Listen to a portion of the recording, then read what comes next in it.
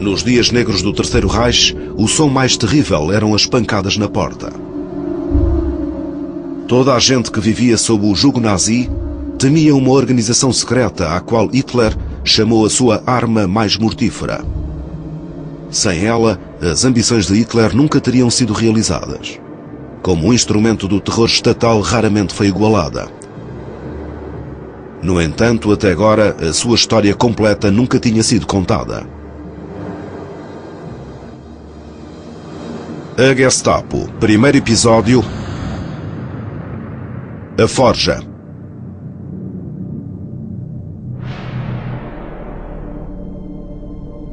A Gestapo era uma organização de contradições. Parecia que sabia tudo, no entanto o sucesso da sua espionagem era limitado. Os seus dirigentes conhecidos estavam entre os mais ambiciosos e implacáveis líderes nazis. Mas o verdadeiro arquiteto do seu sucesso escondia-se das luzes da ribalta. Até durante o auge do seu terror, poucos sabiam quem era o gênio sinistro que guiou a Gestapo. E, não obstante o seu nome ter exercido um fascínio sinistro durante mais de meio século, os trabalhos da Gestapo permaneceram encobertos.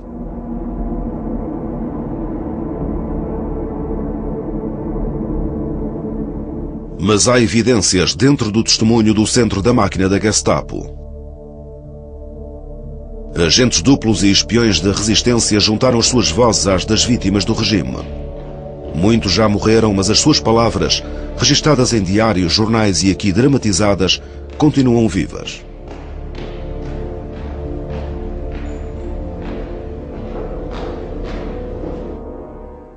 Penetrei na Gestapo como assistente sem pagamento em part-time do tenente Franz Boller, oficial da Gestapo, encarregado da espionagem e prisões. Ele mesmo um agente britânico. Desde então eu ia ter de viver com o medo sempre presente de ser descoberta e sujeita a terríveis torturas e morte, reservadas para os agentes secretos apanhados pela Gestapo. Gestapo. Só esta palavra tem uma ressonância especial em todo o mundo. Quanto sangue, quanta miséria, quanto desgosto, mas acima de tudo quantas crueldades terríveis lhe estão associadas. A Gestapo deixou-nos outra testemunha, a sua burocracia meticulosa. Em repositórios deixados por todo o antigo Reich, milhares de processos da Gestapo detalham as vidas daqueles que caíram nas suas mãos. A maioria das vítimas da Gestapo não sobreviveram, mas algumas ainda estão vivas.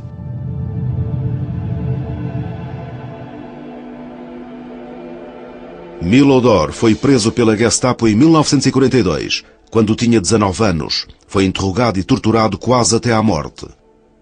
Tudo isso está registado no seu processo. Gestapo 4C. Número romano 4C. Devido à atividade subversiva. Meu Deus. É a primeira vez que vê a sua fotografia? É a primeira vez que vejo o original, torna-me muito triste ver tudo isto. Recorda-me aquele tempo terrível.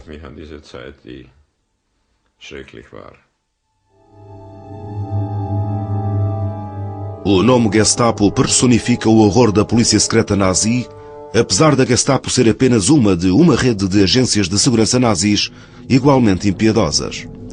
A sua imagem é de uma máquina fria e infalível. A reputação da sua rede de agentes espalhou-se por todo o lado, no entanto era uma organização pequena. Em 1941 havia apenas 8.000 agentes, que vigiavam mais de 70 milhões de pessoas.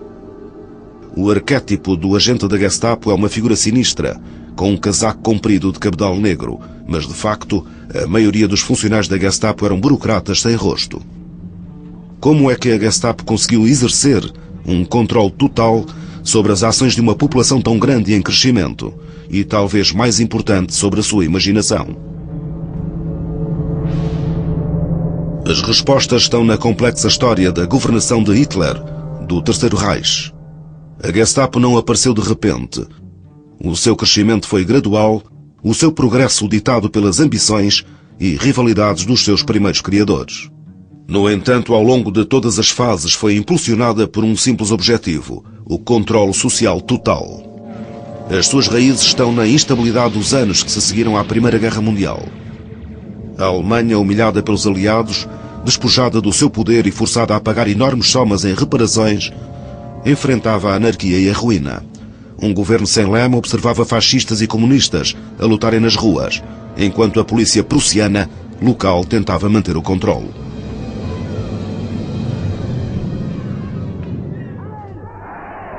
No meio do caos apareceu Adolf Hitler, prometendo ordem, segurança e dignidade, um novo começo. Com alívio, a Alemanha aceitou a sua oferta. O partido nazi triunfou nas urnas e, em janeiro de 1933, Adolf Hitler tornou-se chanceler.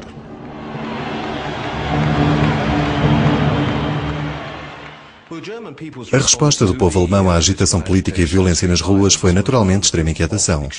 Estavam fartos das disputas constantes entre os nazis e os seus adversários, os comunistas e os social-democratas. E penso que é verdade dizer-se que o povo alemão desejava ansiosamente um partido, ou um governo, que levasse ordem às ruas. E, ironicamente, o partido que dizia que o podia fazer era o dos nazis.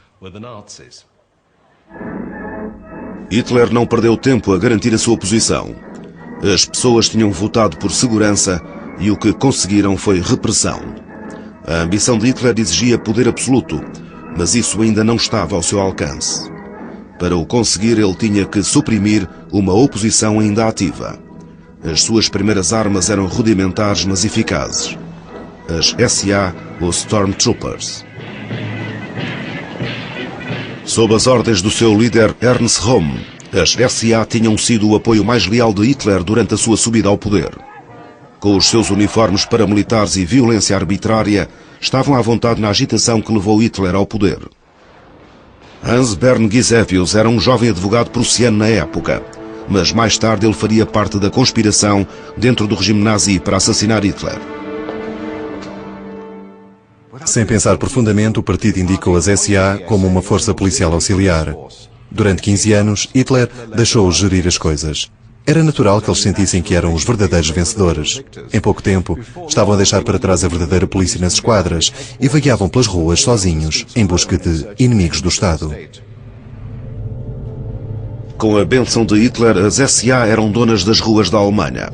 Adotaram a política da segurança zero e as suas regras eram claras. A palavra das SA, até um mero capricho, era a lei. Qualquer coisa, até não os cumprimentar corretamente, era suficiente para resultar em prisão. A mensagem de Hitler era simples. Na nova Alemanha, a oposição era inútil. Era crua e chocante, mas era eficaz e a sua postura descomprometida era o alicerce para o que estava para chegar. Hitler já tinha tomado o controle dos jornais. Divulgavam repetidamente histórias assustadoras acerca da ameaça marxista, descobriam alegadas conspirações e fomentavam o medo. As SA encararam-no como uma autorização para atacarem qualquer organização.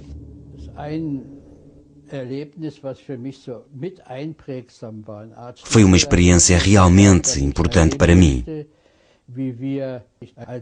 Todas nós, as crianças, pertencíamos aos Falcon Youth House. Eram assim chamados os Socialist Falcons. E éramos atacados nos jogos à tarde pelas SA e pela juventude hitleriana. Éramos apenas crianças, mas perseguiam-nos. E os mais velhos eram espancados violentamente.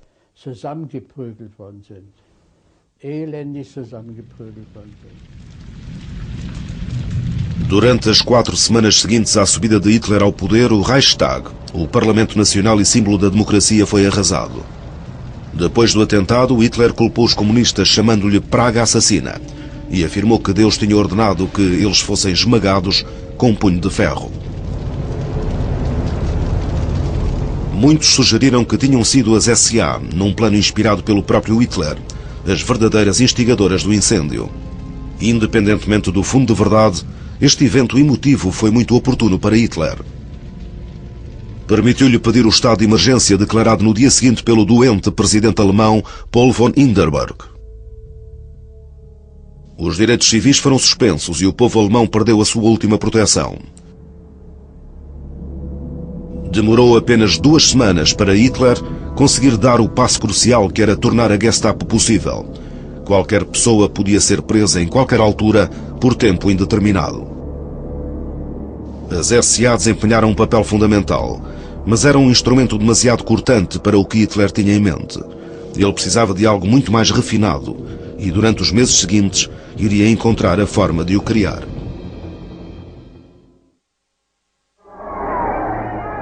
Em 1933, a Alemanha tinha votado em Hitler e no seu partido nazi para ocuparem o poder e permitir que todos os direitos civis fossem suspensos.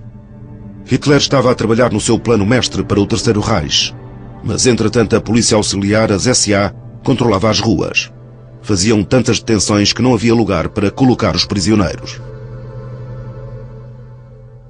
Nessa altura apareceram os bunkers, as terríveis celas privadas das SA. Prender indivíduos sem sorte tornou-se usual das SA. O tipo de violência que acontecia nas nossas cidades é quase inacreditável. Os chamados campos selvagens eram prisões improvisadas. Em Oranienburg, por exemplo, uma antiga fábrica de cerveja foi recrutada.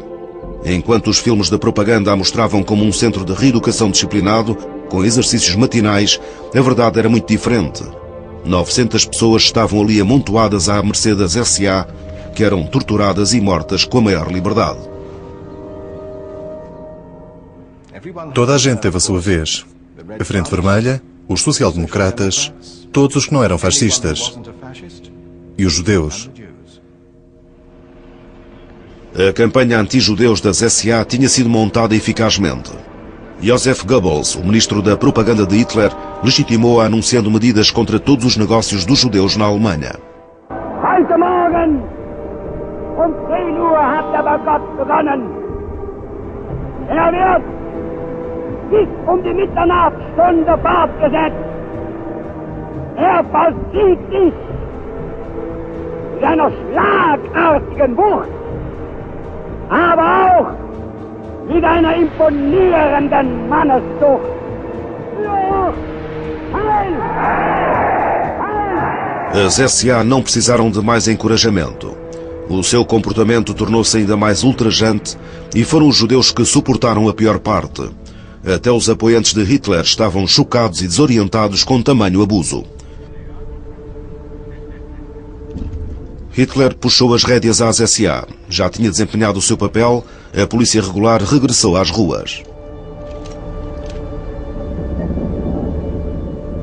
Hitler estava a trabalhar num plano maior. Ele tinha visto a eficácia das SA no controle da oposição, mas também estava ao corrente da sua crua autoindulgência, da sua liderança corrupta e da sua falta de disciplina.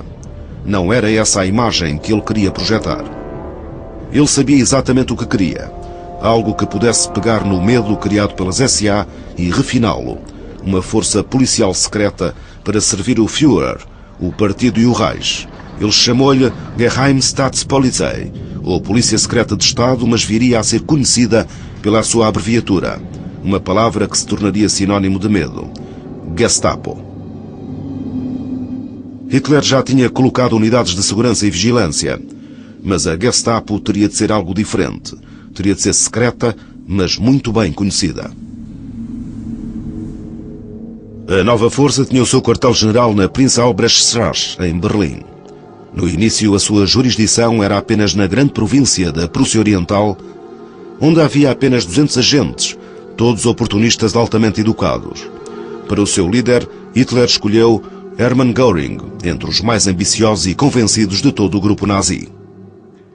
Göring vigiava o seu poder executivo sobre a força policial na Prússia muito de perto. A Gestapo era sua criança mimada. E ele sabia muito bem que ela detinha a chave do seu poder. O Führer gostava de ler os seus relatórios secretos, altamente dramatizados e apimentados. As instruções de Göring eram simples: procurar a oposição onde quer que ela se encontrasse. Mas os principais inimigos dos nazis, comunistas, social-democratas e sindicatos, já tinham passado à clandestinidade. Encontrá-los exigia perícia, a perícia de uma polícia treinada. Göring assegurou-se de que a nova força sabia que aquele era um tipo de trabalho policial diferente. Eles não deveriam apenas perseguir criminosos. Alle diejenigen, die ausschließlich wegen ihrer roten oder schwarzen Gesinnung und zur Unterdrückung aller nationalen Bestrebungen in Amt und Würden sitzen, hinausgehen. Mas Göring em breve teria competição por parte de Heinrich Himmler e de Rainer Heydrich. duas estrelas em ascensão na hierarquia nazi, que estavam a ser alvo de olhos invejosos na nova organização. Himmler tinha estado ao lado de Hitler desde os primeiros dias em Munique, capital da província do sul da Bavária, onde todo o movimento nazi tinha começado uma década antes. Lá liderara as SS, o Serviço de Segurança Pessoal de Hitler. Sob as suas ordens, as SS expandiram-se, alargando o seu alcance sobre a polícia da Baviera. Sem surpresa, ele estava a mostrar-se muito interessado pela Gestapo, tal como o seu colega líder das SS, Reinhard Heydrich, um esperto e ambicioso jovem nazi.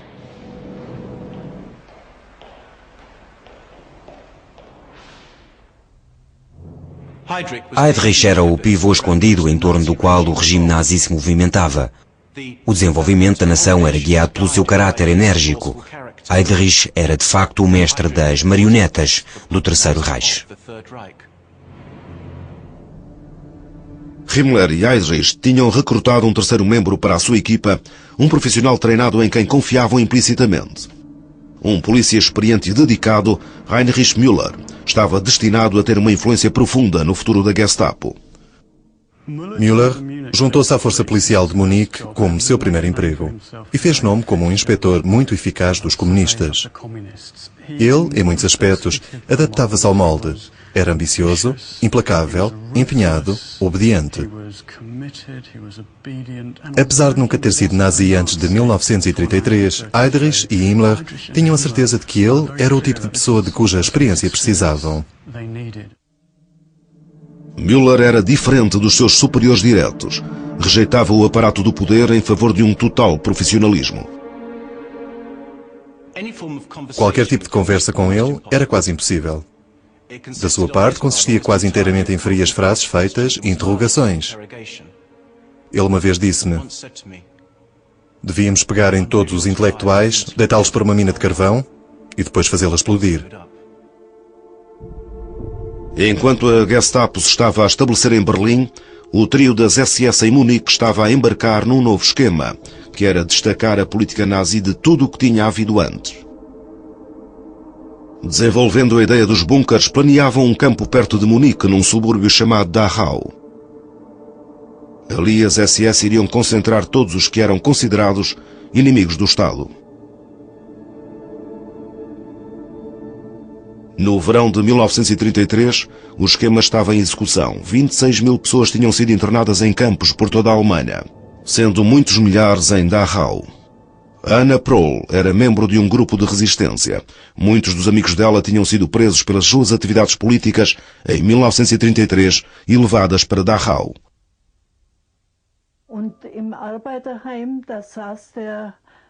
O comunista Leonhard Halsmann estava na Casa dos Trabalhadores. Falei-lhes nos pósteres que diziam que Hitler era chanceler do Reich.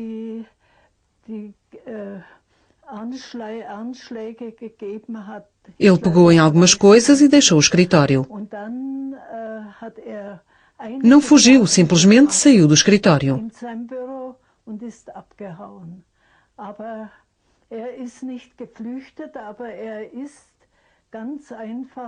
Quando foi preso, em março de 1933, levaram-no para Dachau, onde foi morto a 17 de maio.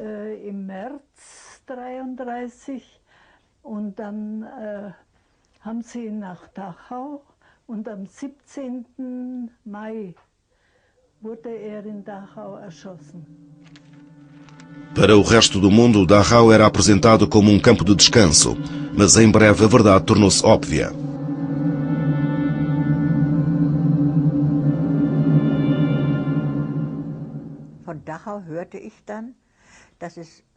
Soubemos que Dachau não era um campo de reeducação, como sempre nos tinham dito.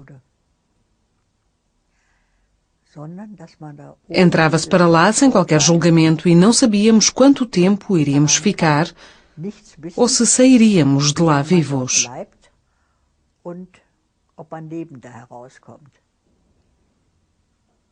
Ouvimos dizer que as pessoas eram lá torturadas, espancadas e que até podiam lá morrer. Os ocupantes dos campos de concentração eram oficialmente detidos naquilo que era chamado custódia protetora. A custódia protetora no Terceiro Reich significava uma pancada na porta às 3 ou 4 da manhã pela Gestapo e ser empurrado para fora sem levar roupas ou mantimentos. E sem mesmo dizer adeus aos entes queridos. E ser levado para um campo de concentração onde haveria imediatamente um processo, quase de desumanização.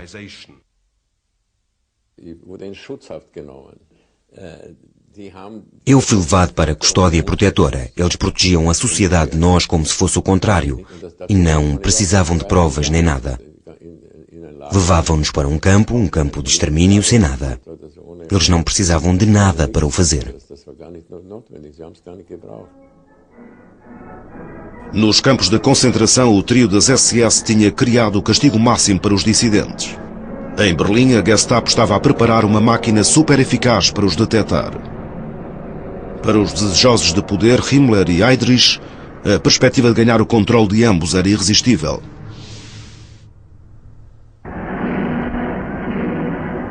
As relações entre os homens de confiança de Hitler e a recente Alemanha nazi eram uma constante luta de poder num terreno constantemente em mudança. A técnica de Hitler para controlar os seus assistentes era encorajar a rivalidade entre eles, aumentando as suas inseguranças ao trocar de favoritos. O resultado era uma potente mistura de paranoia, conspirações e contra-conspirações. Gradualmente, Himmler montou o seu desafio para dominar a Gestapo. Ele já tinha tomado o controle da polícia política por todo o país e a SD, um departamento das SS controlado por Heydrich, dedicado a identificar traidores nas fileiras nazis. Tinha melhorado a sua imagem e níveis de atividade. No início de 1934, Himmler embarcou num comboio para Berlim com os seus subalternos Heydrich e Müller. Hitler impressionou ambos com os campos de concentração de Himmler e os seus dotes políticos. Abandonou Göring e trocou os seus favores para o seu querido Heinrich.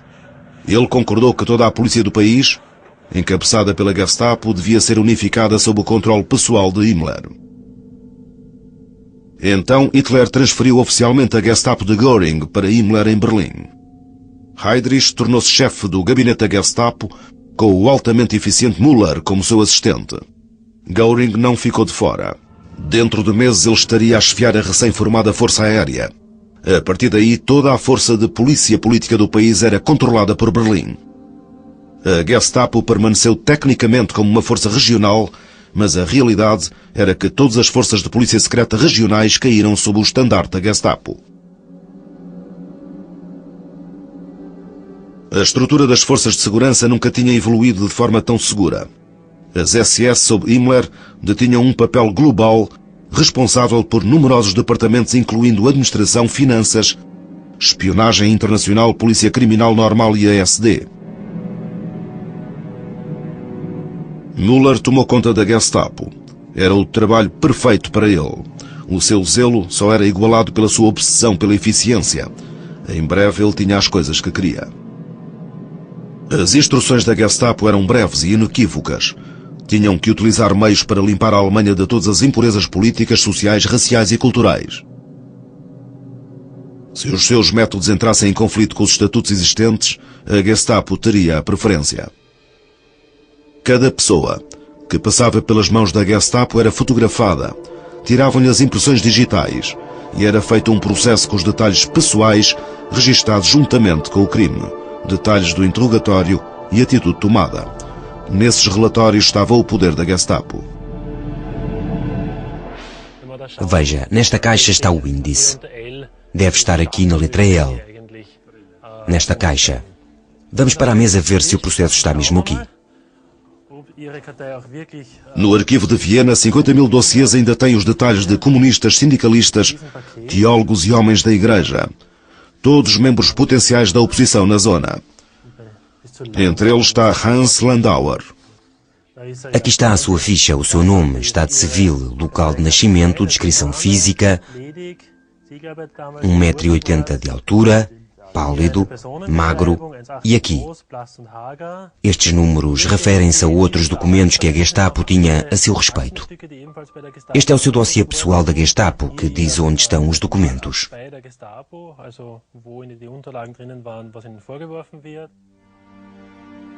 Os processos são iguais aos de inúmeras burocracias. A linguagem é formal e há caixas por cada informação. É como se a papelada legitimasse as ações que registra tão conscienciosamente.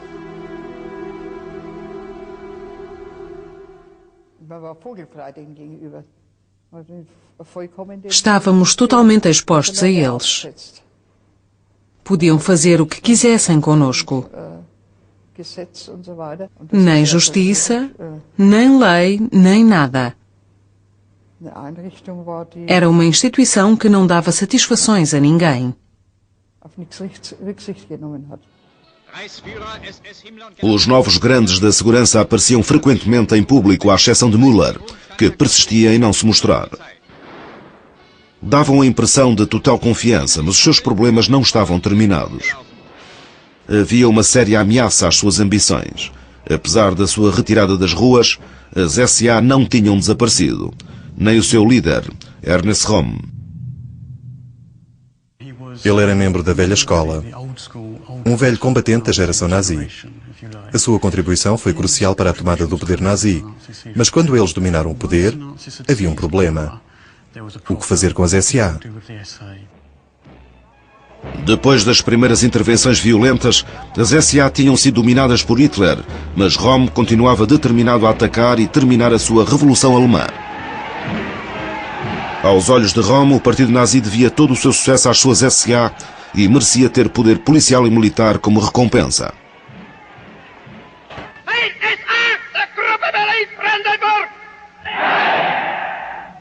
Dass es mit das Verdienst jetzt einzeln Richter einfachen SA-Mannes ist, wenn heute ein anderes Deutschland Welt gegenübersteht. Sieg! Sieg! A situação era complicada pelo facto de Röhm ser um dos poucos que eram amigos de Hitler. Em público, Hitler apoiava sempre as aspirações de Röhm. Kameraden SS und Hitlerjugend, eine große Zeit ist angebrochen und wir sind nur ihre lebenden Zeugen, sondern ihre Gestalter. Röhm estava convencido de que podia transformar os seus quadrões indisciplinados em quadros para o exército do futuro. A sua ideia era simples e lógica.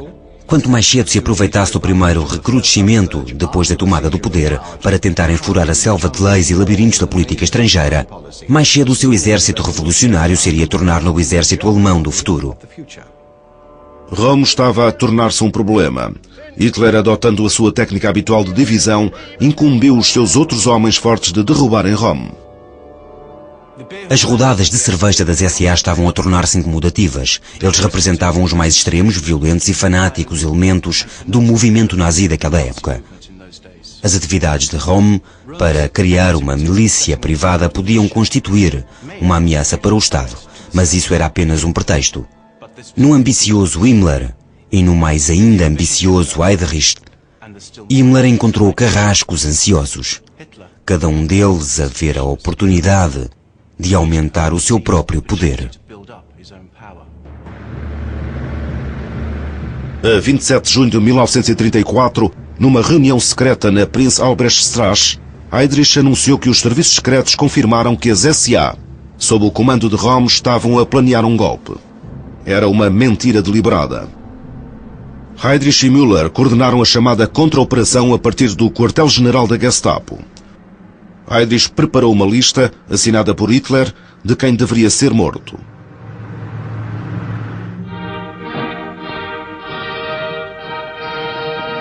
Em alguns dias, os noticiários reportavam o seu sucesso. 90 opositores internos, incluindo Ernest Röhm, tinham sido liquidados na operação conhecida como a Noite dos Facas Longas. A polícia desfilou em triunfo à porta do gabinete de Hitler. Freimarsch einer Abteilung der Landespolizeigruppe General Göring an der Reichskanzlei am Tage der Aburteilung der Hochverräter. As SA tinham sido esmagadas. Com essa ameaça removida, os serviços de segurança de Himmler tinham um poder ilimitado. A Gestapo estava pronta para seguir em frente. Nada nem ninguém a podia deter.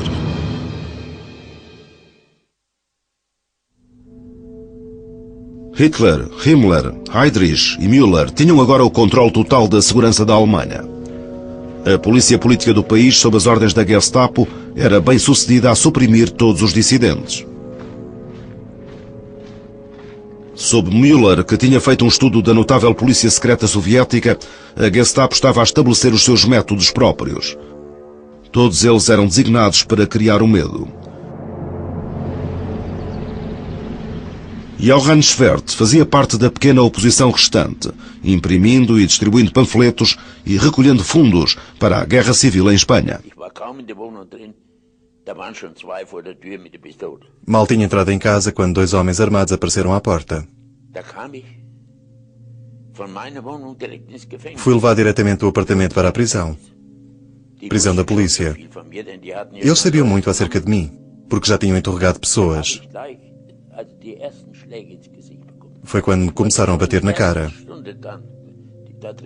Fui espancado durante a primeira hora. É uma coisa terrível quando não sabemos quando nos vão tirar da cela e o que vai acontecer connosco.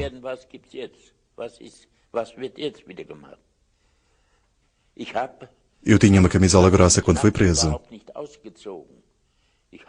Fiquei com ela dia e noite, como proteção.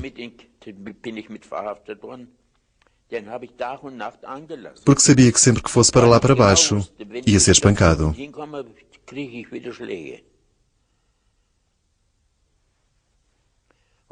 Aquilo passou-se durante dias. Dia e noite. Dia e noite. Johann Schwert passou por 4 prisões até à sua libertação em 1945, 10 anos depois. 5 desses anos foram passados na solitária, interrompidos apenas pelos interrogatórios da Gestapo. Schwert é um dos poucos que tiveram sorte. Poucas das outras vítimas da Gestapo sobreviveram. No entanto, na propaganda, a Gestapo era mostrada como guardiã do povo e que estava ali para servir. Cartazes mostravam a polícia como um amigo para servir, protegendo a sociedade das forças negras que a ameaçavam. Até apareciam em jogos para crianças.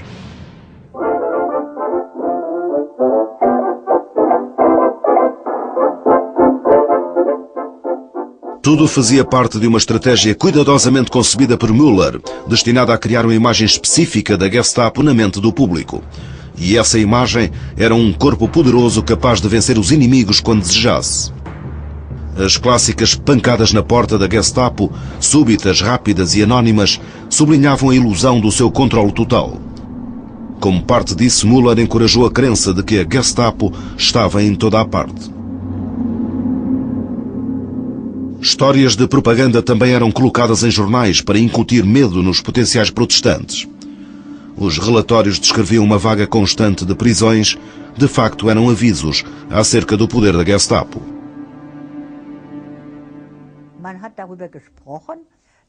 Falávamos acerca de como a Gestapo observava as pessoas e garantia que elas não diziam nada de mal acerca do regime.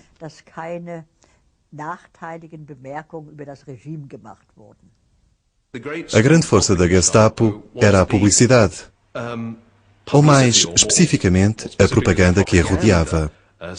O mito de que a Gestapo estava ali e em toda a parte. Por isso, cada alemão que fizesse um comentário levemente adverso ao regime devia olhar por cima do ombro. Isso era conhecido pelo olhar alemão, die Deutsche Blick. De facto, o conhecimento da Gestapo era menos compreensivo do que a sua imagem, cuidadosamente mantida, levava a crer. Mas a acumulação de informações continuava a ser muito maior do que se poderia esperar de um tão pequeno grupo de oficiais. Como é que isso era conseguido? A resposta está nestes arquivos. Meticulosamente conservados, registram milhões de informações pessoais. E a maioria foi entregue à Gestapo por informadores. Era o público alemão que fazia muito do trabalho da Gestapo. Os oficiais eram empregues para analisar e organizar os dados que chegavam. Eu disse: o que se passa consigo? Era um alfaiate com cerca de 50 anos. A minha filha denunciou-me e a minha mulher. Ela queria casar com um homem das SS e os pais não queriam. Por isso ela foi à Gestapo e os pais foram presos. Não eram apenas casos pessoais. Havia muitas pessoas que ficavam felizes por dar informações dos vizinhos se eles fizessem comentários contra o regime de Hitler. Alguns faziam-no na sincera convicção de que o futuro da Alemanha era mais importante do que o destino de indivíduos. Outros faziam-no por inveja ou por vingança. Mas a maioria informava para se salvar e à sua família. Por isso era sabido que uma suspeita da Gestapo levava ao campo de concentração. A palavra de um agente era o suficiente. Em breve era sabido que a Gestapo encarava a misericórdia como fraqueza e encarava a fraqueza como fatal para o regime. Era terrível ser preso. Significava morte. Estávamos sempre a ouvir dizer que este e aquele tinham desaparecido. Oficialmente não era permitido falar acerca disso, mas entre nós fazíamos-lo e sabíamos o que isso significava.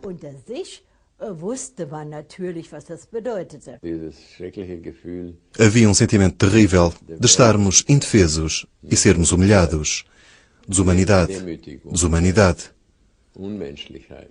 Como é que um idiota pode chegar ao ponto de torturar outro ser humano?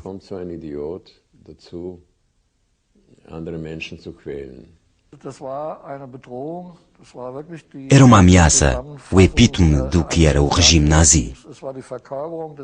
Podíamos dizer que sentíamos o punho dos nazis.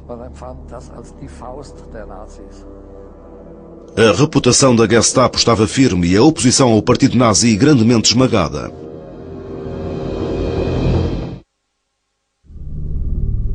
No final dos anos 30, a Gestapo tinha purgado a Alemanha de toda a resistência visível. Era o momento em que os seus líderes sentiram que podiam cumprir o seu verdadeiro destino e moldar o futuro do Reich de 1000 anos. Heydrich colocou em palavras a nova tarefa da Gestapo. A polícia do Estado Nacional Socialista irá, acima de tudo, cumprir a tarefa de reconstruir a sociedade do povo de baixo para cima, de acordo com os preceitos da liderança política. O ideal nazi era o Volksgemeinschaft, a sociedade do povo. Esta sociedade tinha de ser baseada em igualdade, unidade e harmonia social, mas apenas para aqueles que merecessem. Requeria conformidade absoluta. A tarefa da Gestapo era fazer listas daqueles cujas ações os tornavam impróprios. Os crimes que garantiam a inclusão nas listas eram muitos e variados. Não se esperava que a Gestapo prendesse os que se encontravam nas listas. Eram muitos e a tarefa era delegada para as forças policiais locais.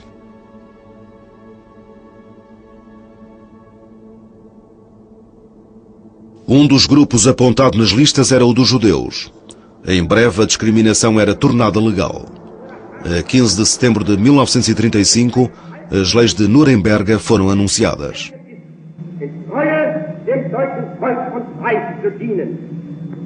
Eheschließungen zwischen Juden und Staatsangehörigen deutschen oder artverwandten Blutes sind verboten.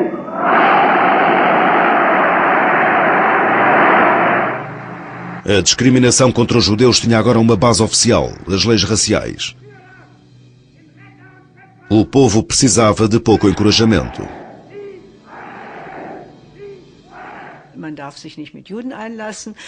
Não nos podíamos misturar com judeus.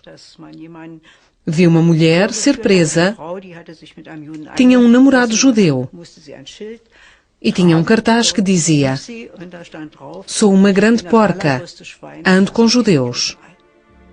Uma nova geração de pseudociência entrou no currículo. Eu pertencia à chamada meia-raça de primeiro grau. E Hitler odiava-nos especialmente porque as leis de Nuremberg diziam que eu não podia casar com um dos chamados arianos, mas podia casar com outro do meu tipo, porque a descendência seria um cretino e a criança seria morta imediatamente. Foi o que nos disseram e eu sentei-me a pensar, isto não pode estar a acontecer. O professor disse algo do tipo: nunca me vou esquecer. Neste ano vamos dar estudos raciais.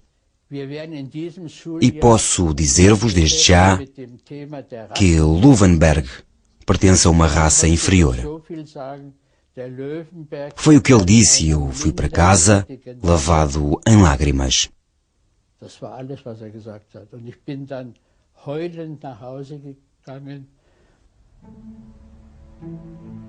Os líderes nazis preocupavam-se pouco com o efeito que as suas leis tinham sobre as crianças. Preocupavam-se mais com mostrar o seu próprio poder. Himmler era agora tão popular junto de Hitler que foi indicado como chefe de toda a polícia alemã, o que queria dizer que a polícia se transformava num braço do poder da Gestapo e não o contrário. O alcance da Gestapo estava a aumentar.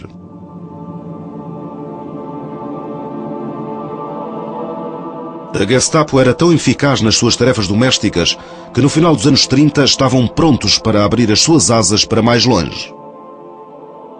E Hitler estava pronto para um novo papel para ela. Ele tinha planos para expandir o Terceiro Reich e os novos territórios tinham que ser pacificados. Hitler atribuía à Gestapo a tarefa de desmantelar a resistência no estrangeiro. Heydrich preparou os planos. A Gestapo iria acompanhar as forças armadas alemãs, as Wehrmacht, nos seus primeiros movimentos no estrangeiro, no território dos vizinhos mais amigos da Alemanha. Müller encarregou os seus agentes de mais confiança de elaborarem listas secretas dos mais prováveis causadores de problemas. Seriam presos e deslocados assim que o movimento militar começasse. A Áustria, em março de 1938, foi a primeira a ser anexada.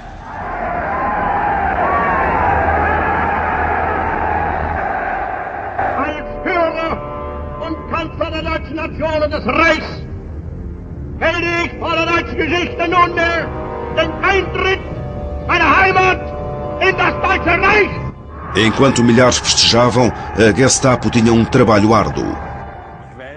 Só sei que, na primeira noite, eles prenderam as antigas autoridades entre 1934 e 38, todos da esquerda, comunistas, social-democratas e liberais. Apenas alguns meses mais tarde, o exército marchou sem oposição para a Suíça e para parte da Checoslováquia, onde se falava alemão. Da mesma forma que a Áustria era encarada como território natal, apesar de estar noutro país, a sua anexação decorreu largamente sem incidentes. Também aqui a Gestapo apareceu com as suas listas.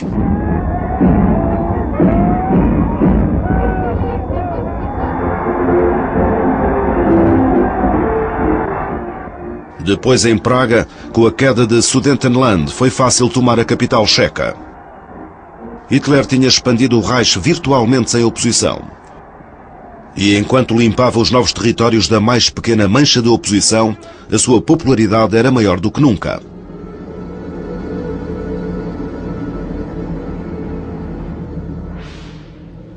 Havia pouca esperança de que Hitler parasse a sua agressão. A sua máquina de propaganda começou a falar em guerra na Europa. No quartel-general da Gestapo, os planos já tinham sido lançados. Heydrich Müller e um pequeno grupo de oficiais de confiança estavam a preparar a Operação Tannenberg. Era um esquema impiedoso e brutal, deliberadamente destinado a enganar tanto o público alemão como o resto do mundo. A Gestapo tinha sido encarregue de elaborar um plano que iria atirar a Europa e o mundo todo para a guerra. O seu poder era agora imenso. No início da guerra, a Gestapo está no centro do enorme aparato de terror, cujos braços se estendem para todas as partes da sociedade alemã. Tinha esmagado a esquerda eficazmente. Estava no caminho de demonstrar a sua visão de comunidade germânica, onde os estranhos seriam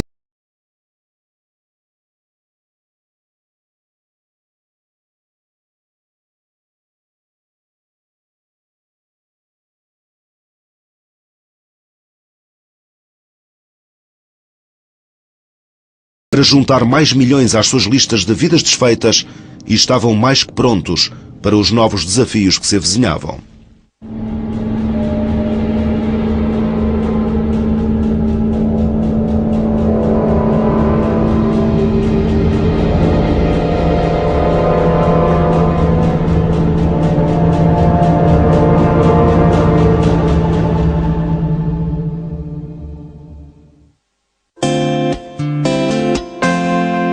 Em junho, investiga as consequências do aquecimento global.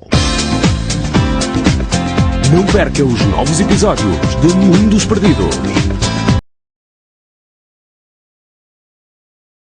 Combates aéreos.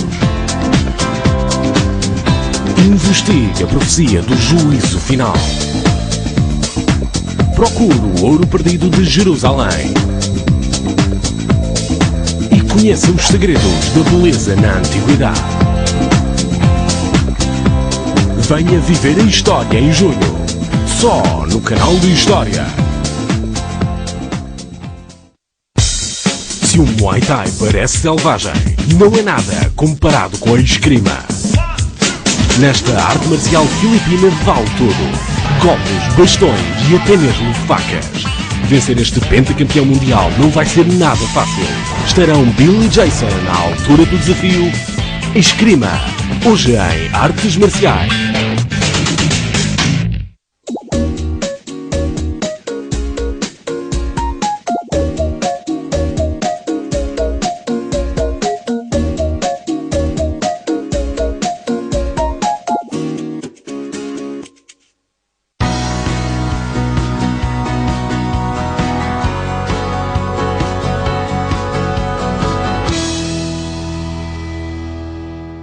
De acordo com a maioria dos compêndios de história, Hitler ter-se-á suicidado juntamente com Eva Braun, em 1945. No entanto, existe quem acredite que o suicídio de Hitler foi encenado e que ele fugiu e se escondeu.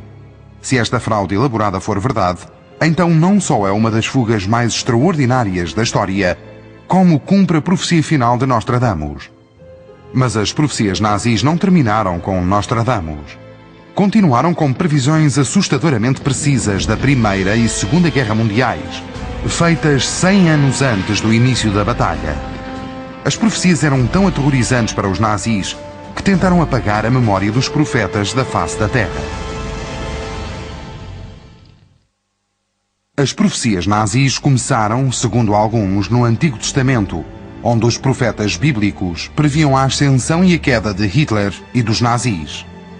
Séculos mais tarde, Nostradamus profetizou que um homem do ocidente da Europa iria seduzir muitas pessoas, tiranizar a terra e causar um grande derramamento de sangue. Mas o Antigo Testamento e Nostradamus não são os únicos que profetizam Hitler e os horrores nazis. Séculos após Nostradamus, outros profetas previram o que muitos creem ser a chegada do Terceiro Reich. Um dos mais notáveis foi Matthias Stormberger, um místico obscuro da Baviera nascido em Rabenstein, na Alemanha. No início de 1800, Stormberger tinha previsto a invenção da locomotiva, do automóvel e do avião. Varas de ferro serão construídas e monstros de ferro ecoarão pela terra. Carros sem cavalos e sem correias chegarão, e os homens voarão no ar como pássaros. Talvez mais surpreendentes tenham sido as profecias de Stormberger, adivinhando os acontecimentos catastróficos do século seguinte. Ao antecipar a primeira grande batalha, Stormberger revelou: quando nos arredores da floresta a estrada de ferro for terminada e o cavalo de ferro for visto, uma guerra começará, que durará 2 vezes 2 anos. Lutarão com fortalezas de ferro.